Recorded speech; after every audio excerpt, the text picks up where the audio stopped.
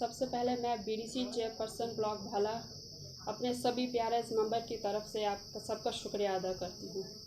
जैसा कि आप सब जानते हैं कि हमारे भाला में कोविड के सैंपल उठाए गए हैं, जिसमें से कुछ पॉजिटिव केसेस आए हैं। दूसरे दिन उनमें से कुछ जेएमसी डोडा में नेगेटिव आते हैं। ये तो बहुत चिंता का विषय है। मैंने इस बारे में एडमिनिस्ट्रेशन से बात की है और उन्होंने कहा है कि हम इस पर गौर व फिक्र करेंगे। और साथ ही मैं एडमिनिस्ट्रेशन से अपील करती हूँ कि वो एक कमेटी फ्रेम करें जो इस पे इंक्वायरी करे। मैं साथ में ही आपके माध्यम से मैं उन सभी पॉजिटिव केसेस को ये बताना चाहती हूँ वो होम आइसोलेशन रहे और सभी SOPs फॉलो करें। हमारी मीटिंग है, इसमें हमने ब्लॉक भाला के 17 पंचायत के इशू डिस्कस किए हैं, जिसमें सबसे बड़ा इशू ये बैक टू विलेज प्रोग्राम है। बाकी जावेद साहब ब्रीफ में अभी आप हमारी बीडीसी चेयरपर्सन मोहतरमा नौशीना बानू से सुन रहे थे कि आज की जो ये मीटिंग है इसकी गर्ज़-ओ-ग़ायत क्या है। हमारी बहन सौठा से हमारी सरपंच साहिबा वो भी तशरीफ़ फरमा हैं और जितने भी सरपंच इस ब्लॉक भाला के हैं और जितने भी पंच साहिबान हैं वो सभी यहाँ तशरीफ़ फरमा हैं। इन सभी का शुक्रिया। इस मीटिंग की गर्ज़-ओ-ग़ायत हमारे कुछ नुकात हैं, 5 या 6 नुकात पे हमने आज की ये मीटिंग बुलाई थी, ये प्रेस कॉन्फ्रेंस बुलाई थी मोहतरमा नौशीना बानू के कहने पे, जो कि चेयरपर्सन है हमारी बीडीसी की। पहला मुद्दा हमारा 14th FC की जो रिलीज़ है, पेमेंट्स हैं, उनको लेके है। जो 18, 19 और 19, 20 की जो पेमेंट्स हैं, या ये मान के चलिए कि अप्रूवल लोगों ने काम किए हुए हैं। जिस वक्त हम काम कर रहे थे उस वक्त किसी भी सरकारी अफसर ने हमें ये नहीं कहा कि आप ये काम एडवांस में नहीं कीजिए। हमने वो काम ज़मीन पे किए हैं। गालिबन 60 या 70% जो हमारे काम है वो ज़मीन पे इस वक्त एग्जिस्ट कर रहे हैं, लेकिन अप्रूवल अभी तक कहीं नहीं है। डीसी साहब बार बार हमें एश्योरेंस देते हैं कि आज आएगी, कल आएगी, लेकिन अभी तक नहीं आई। बैक टू विलेज के कामों को लेकर हमसे इन्होंने आज से गालिबन 1 महीना पहले बड़ा आनन फानन में प्लान मांगा और हमें साथ साथ ये भी कहा कि बैक टू विलेज में, बैक टू विलेज 1 और बैक टू विलेज 2 में जो आपने काम प्रपोज किए हैं, उन्हीं कामों में से आप बैक टू विलेज 3 में काम प्रपोज कीजिए। क्योंकि LG साहब ने एक अनाउंसमेंट की थी आते आते, सिन्हा साहब ने, कि हम हर पंचायत को 10 लाख रुपया जो है उसकी एडिशनल फंड्स हम दे रहे हैं पंचायतों को। तो हम उनका शुक्रिया अदा करते हैं सिन्हा साहब का। लेकिन उसके चलते जब हमने वो काम दे दिए उनको, बैक टू विलेज 1 और बैक टू विलेज 2 में जो हमने काम प्रपोज किए थे, उन्हीं में से जब हमने काम दिए तो BDO साहब ने हमें ये कहा, DC साहब ने इनफैक्ट मीटिंग में ये कहा कि बैक टू विलेज के काम जो हैं आप शुरू कीजिए। और आज की हालत ये है कि ज़मीन पे 40 या 50% काम जो हैं वो हो चुके हैं, और जिसके ऐनी शायद ये सभी सरपंच साहिबान हैं जिन्होंने अपनी अपनी पंचायतों में काम करवा लिए हैं। 30-40% काम जो हैं वो कंप्लीट हो चुके हैं। लेकिन इसी दरमियान ऐसी एक डेवलपमेंट होती है कि सेक्रेटरीट से एक ऐसा ऑर्डर जारी होता है जिसमें ये कहा जाता है कि बैक टू विलेज के जो काम है वो रोक दिए जाएँ या ना किए जाएँ, क्योंकि इसमें अब टेंडरिंग प्रोसेस होगा। तो ये जो टेंडरिंग प्रोसेस की बात आज ये कर रहे हैं, उसमें हमने आधा कंपोनेंट बैक टू विलेज का लिया है, आधा कंपोनेंट नरेगा का लिया है। तो उसमें वो टेंडर जो है वो टेक्निकली पॉसिबल नहीं है। मुझे नहीं मालूम कि सेक्रेटरीट में बैठ के वो कैसे इसको पॉसिबल बनाएंगे, वो उनका काम है जिनने ऑर्डर निकाला है। हम इस पे एहजाज पे हैं, हम प्रोटेस्ट पे हैं, और हम ये वार्न करना चाहते हैं आज की डेट में। न सिर्फ हम ब्लॉक भाला के लोग PRIs, बल्कि पूरी रियासत जम्मू और कश्मीर में आज ये आवाज़ उठी है कि बैक टू विलेज में अगर आपने फंडिंग की है तो फिर आप टेंडरिंग मोड पे अगर जाओगे तो फिर टेंडरिंग मोड के वो नॉर्म्स, वो मैकेनिज्म, वो मेथड सारा आप अडॉप्ट कीजिए पहले, और फिर उसके लिए टेंडरिंग मोड पे जाइए। खैर, सरकार का काम है, सरकार देखेगी।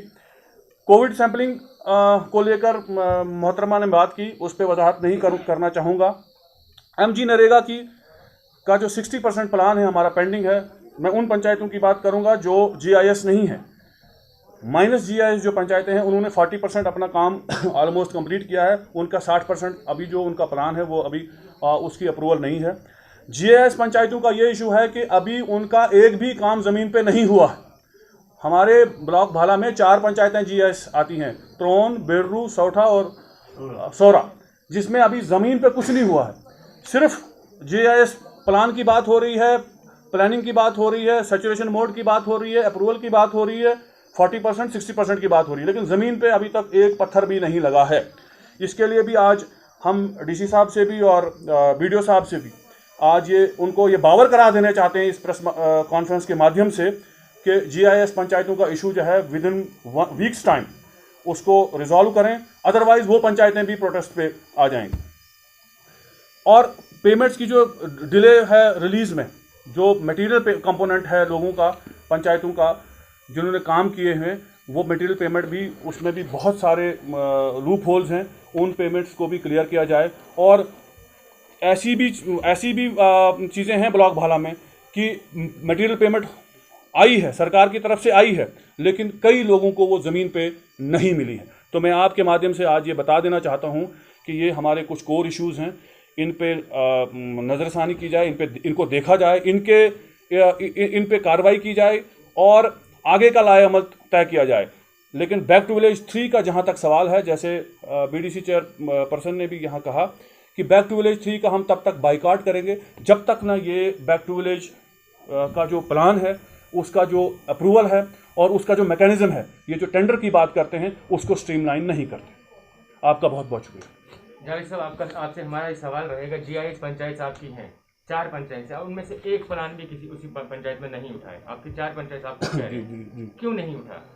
देखिए, जीआईएस पंचायत का कंप्यूटराइज पंचायत थी ना, वो तो सारा कुछ शेड्यूल पहले तो उनकी डिमार्केशन में, उनके एरिया की आइडेंटिफिकेशन में और उनका टैगिंग में इनको पूरा साल लग गया।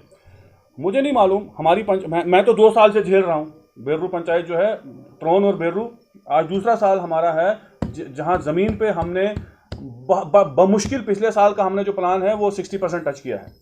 और मुझे नहीं पता त्रोन का क्या हाल है, लेकिन जीआईएस को लेकर अभी भी सरकारी जो अमला है, जो सेक्रेटरीट में बैठा है, उनको भी अभी जो क्लियरिटी है उसका उनके पास विजन नहीं है। या तो वो उन लोगों ने प्रॉपर ट्रेनिंग नहीं ली है। और मैंने बार बार ये चीज़ उठाई आपके माध्यम से कि जीआईएस का जो इशू है, आप मेहरबानी करके कंसल्टेंट बुलाइए, आप किसी प्राइवेट एजेंसी को हायर कीजिए जो लोगों को एजुकेट करे और आपको भी एजुकेट करे, क्योंकि आपको खुद पता नहीं है कि जीआईएस किस बला का नाम है और इसमें हमने करना क्या है।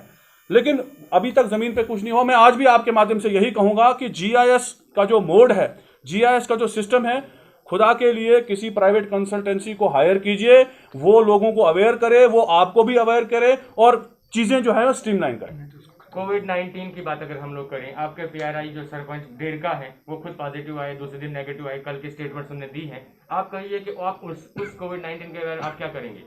आप कौन सा डिसीजन ले रहे हैं? आप उनके सरपंच साहब के साथ हैं या के एडमिनिस्ट्रेशन के साथ हैं? ऑब्वियसली मैं सरपंच साहब के साथ हूँ। तो आप उनसे क्लियर कीजिए कि क्या चाहते हैं आप लोग। आपकी जो बीडीसी है, जो आप सरपंच से मीटिंग कर रहे हैं, उसके बारे में क्या निर्णय लिया? देखिए, मैंने कल भी इस पे बात की, आपने हमसे नीचे बात की थी।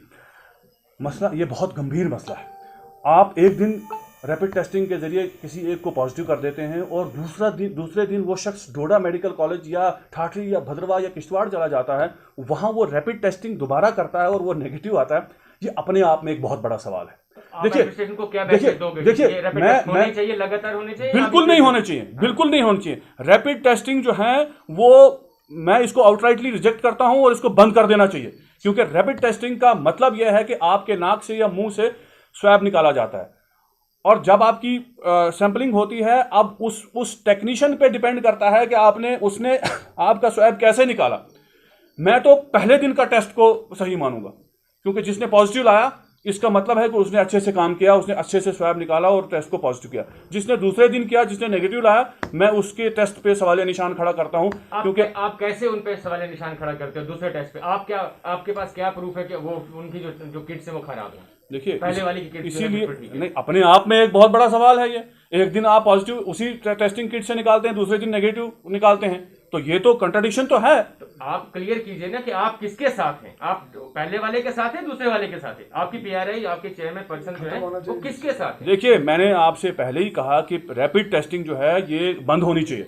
WHO भी आज की डेट में अगर आप सुनते हैं तो वो भी अपने पैर जो है आहिस्ता आहिस्ता पीछे ले रहा है। वो भी आज की डेट में ये कह रहा है कि रैपिड टेस्टिंग उतनी ज़रूरी नहीं है। RT-PCR टेस्ट जो है वो वाहिद एक ऐसा हथियार है जिससे पता चलता है कि कौन पॉजिटिव है कौन नेगेटिव है, लेकिन वो उसी बंदे का, उसी पेशेंट का किया जाता है जो उस कोविड का जिसमें वो सिम्टम्स पाए जाएं। एसिम्प्टोमेटिक किसी भी आदमी को आप उठा के रैपिड टेस्ट कर लेते हैं और उसको आप पॉजिटिव कर देते हैं। फिर अगर उसको पॉजिटिव किया तो फिर उसको SOPs फॉलो करनी है, उसको घर में बैठना है, उसको 10 दिन घर में बैठना है। हमारे एक देवेंद्र जी, हमारे सरपंच हैं गाजोड़ से, उनको रैपिड टेस्टिंग के जरिए पॉजिटिव किया, वो आज 12 दिन से घर में बैठे हैं। उनने दोबारा 10 दिन के बाद रैपिड किया, नेगेटिव आए, लेकिन फिर भी वो घर में हैं। वो ये कहते हैं कि नहीं, मैं RT-PCR करूंगा, उसकी रिपोर्ट आएगी, फिर मैं बाहर निकलूंगा। तो रैपिड पे हमारा भरोसा नहीं है। सरकार का क्या इस पे राय अमल है वो आप सरकार से पूछिए। बैक टू विलेज, आप कह रहे हैं कि back to village first, second और थर्ड आपका इशू है। थर्ड आप लोग कह रहे हो कि हम बाइकआउट करेंगे, क्या सोच के आप बाइकॉट कर रहे हो? किन किन स्टेप्स को आप लेके बाइकॉट कर रहे हो? पहले ही हमने क्लियर किया ये सवाल, इसी पे तो प्रेस कॉन्फ्रेंस बुलाई थी आज मोहतरमा ने। दिक्कत ये है कि बैक टू विलेज के जो प्लान हमने दिए हैं वो हम देखिए, पंचायतों में क्या काम होते हैं, पंचायतों में छोटे छोटे जो हमारे डेवलपमेंटल वर्क्स हैं वो होते हैं, लेकिन बैक टू विलेज जब इन्होंने स्टार्ट किया तो इन्होंने हमें ये सब्ज बाग दिखाया कि बैक टू विलेज में आप वो प्रोजेक्ट्स डालिए जो आप नहीं कर सकते हैं, आप नरेगा से नहीं कर सकते, आप 14FC से नहीं कर सकते। तो हमें भी लगा कि शायद बैक टू विलेज में कोई ज़्यादा फंडिंग आएगी, क्योंकि सरकार तो है नहीं, MLA MLCs तो है नहीं, उनका जो कॉन्स्टिट्यूएंसी डेवलपमेंट फंड रहता था शायद वो डाइवर्ट करेंगे सरपंचों में पंचायत डेवलपमेंट फंड या BDC चेयरमैन डेवलपमेंट फंड, कोई ऐसा कोई कंपोनेंट क्रिएट करेंगे, लेकिन ऐसा तो नहीं हुआ। तो हमने क्या किया कि हमने उन बैक टू विलेज जो 1 और 2 में जो हमने प्लान दिया था, हमने वो बहुत बड़े बड़े प्लान दिए। हमने कोई इरिगेशन पुल जिसमें 5-7 करोड़ रुपया लगता है, हमने वो डाल दी। हमने वो रोडें डाल दी जिनमें 2-2, 3-3, 4-4 करोड़ रुपया लगता था, हमने वो डाल दिया। हमने डिग्री कॉलेज जैसी, हायर सेकेंडरी स्कूल जैसी बिल्डिंग्स का उसमें जिक्र किया। हमने उसमें फिल्टर प्लांट की बात की, हमने उसमें ग्रेविटी लाइन की बात की। तो ये मुख्तसरन में आपको ज़्यादा लंबा ना जाते हुए मैं आपको ये कहूँ कि बैक टू विलेज में हमने बड़े बड़े प्रोजेक्ट्स प्रपोज किए हैं अपनी पंचायतों के लिए, लेकिन जब ज़मीन पे उसका इम्प्लीमेंटेशन हुआ तो बैक टू विलेज 1 में हमें जो किस्तें मिली हैं, ये सभी सरपंच साहिबान इस चीज़ के गवाह हैं। 2,10,000 इन्होंने बैक टू विलेज 1 में हमें दिया। अब आप हमें बताएं ये नरेगा, 14FC और बैक टू विलेज में क्या फ़र्क रहा? एक और क्वेश्चन रहेगा आपसे, ब्लॉक दिवस जन अभियान बेलू हाई सेकेंडरी में सब ब्लॉक्स वगैरह को बुलाया गया। आपने पिछली बार भी कहा कि हमने बाइकाट किया, क्या ये क्लियर था, सच्ची मुच्ची बाइकाट किया था? जबकि ब्लॉक डेवलपमेंट ऑफिसर के कंसर्न ऑफिसर जो वहाँ पे थे वो कह रहे हैं कि यहाँ पे रिवाड़ा वाले सरपंच आए थे, डेरका वाले सरपंच आए थे, ये बात क्लियर थी? आपने जन अभियान 1 को भी कवर किया, आपने जन अभियान 2 को भी कवर किया, ठीक है। जन अभियान 1 में हम सभी वहाँ मौजूद थे, और थर्ड में आप जाएंगे?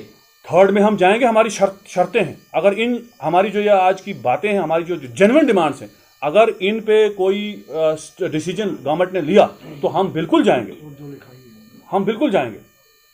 और बैक टू जन अभियान 2 में जो आपने वहाँ सन्नाटा देखा वो इसी का असर था, जो इन्होंने बैक टू विलेज 2 का जो कंपोनेंट है उसमें टेंडरिंग मोड पे ये जाना चाहते हैं, उसको टेंडरिंग मोड पे ले जाना चाहते हैं। तो कितने PRI से आपके डिस्कस हुए और डिस्कशन के बाद आप ये निर्णय ले रहे हो? सारे PRI विलिंग हैं? सभी PRI यहाँ पे मौजूद हैं, आप देख सकते हैं। ये BDC चेयरमैन का फैसला, PRIs का फैसला।